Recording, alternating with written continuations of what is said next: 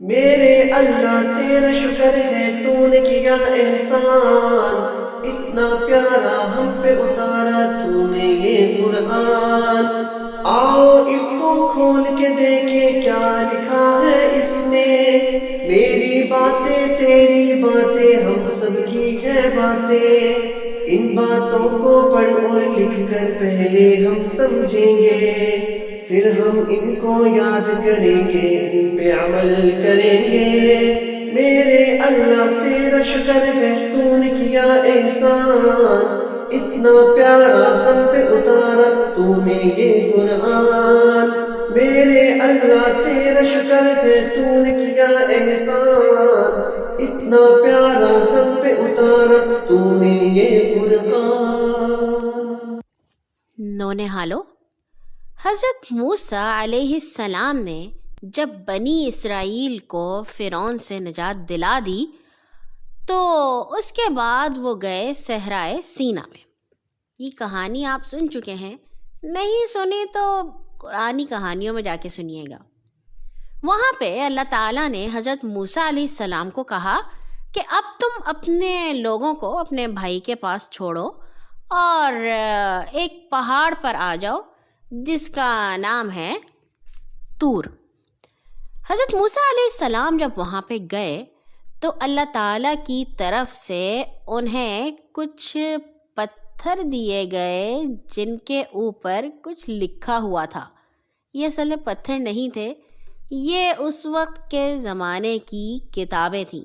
اب تو کتابیں ہم کاغذوں پہ لکھتے ہیں نا، اس وقت کاغذ نہیں ہوتے تھے تو مختلف چیزوں پہ لکھی جاتی تھی۔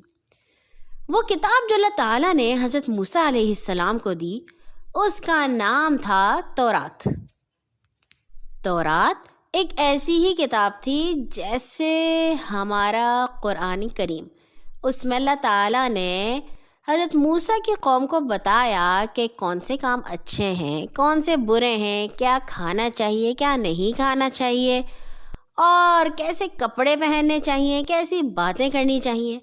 حضرت موسیٰ علیہ السلام جب وہ کتاب لے کر واپس آئے تو انہوں نے اپنی قوم کو ساری باتیں بتائیں۔ کچھ لوگوں نے باتیں سمجھ کر ان پر عمل کیا اور کچھ لوگوں نے نہیں کیا۔ جن لوگوں نے نہیں کیا انہوں نے اللہ تعالیٰ کو ناراض کیا، اور جنہوں نے عمل کیا وہ اللہ تعالیٰ کے پیارے بندے بن گئے۔ اس کے بعد حضرت داؤد علیہ السلام کو جب اللہ تعالیٰ نے بھیجا تو ان کو بھی ایک کتاب دی جس کا نام تھا زبور۔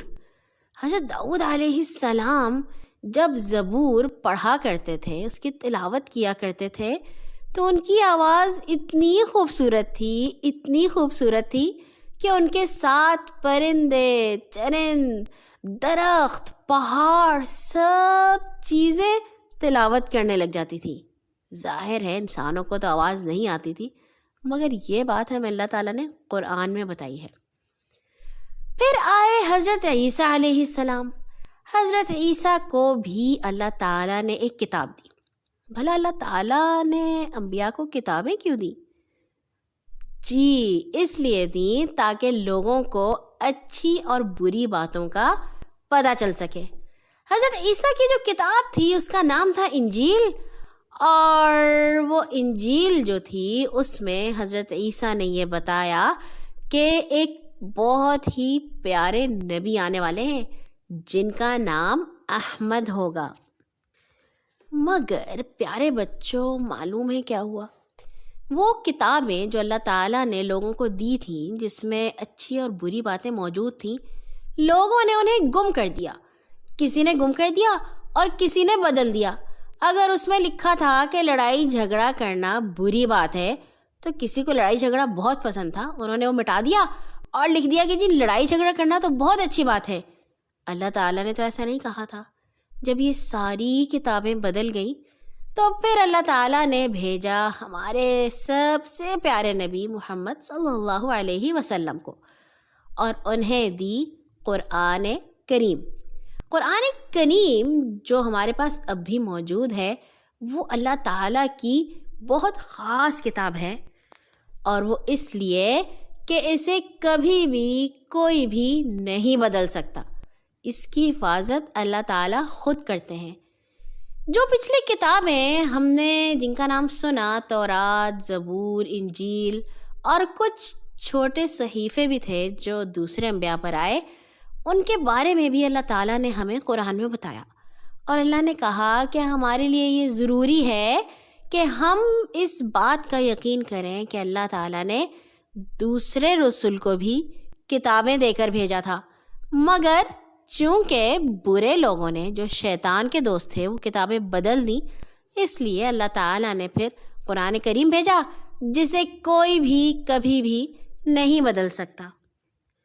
ان کتابوں پر ایمان لانا تو ضروری ہے، مگر پڑھنے کے لیے اور اچھی اور بری باتیں جاننے کے لیے صرف قرآن کریم کو پڑھنا ضروری ہے۔ باقی کتابیں جو کہ بدل چکی ہیں تو انہیں ہم نہیں پڑھ سکتے، مگر عباد الرحمن بننے کے لیے، یعنی کہ اللہ تعالیٰ کے پیارے بندے بننے کے لیے ہمارے لیے ضروری ہے کہ ان کتابوں پر ایمان لائیں اور ان کے نام تو ہم ضروری ہی یاد رکھیں، ٹھیک ہے نا؟ شاباش۔ میرے اللہ تیرا شکر ہے تو نے کیا احسان، اتنا پیارا ہم پہ اتارا تو نے یہ قرآن۔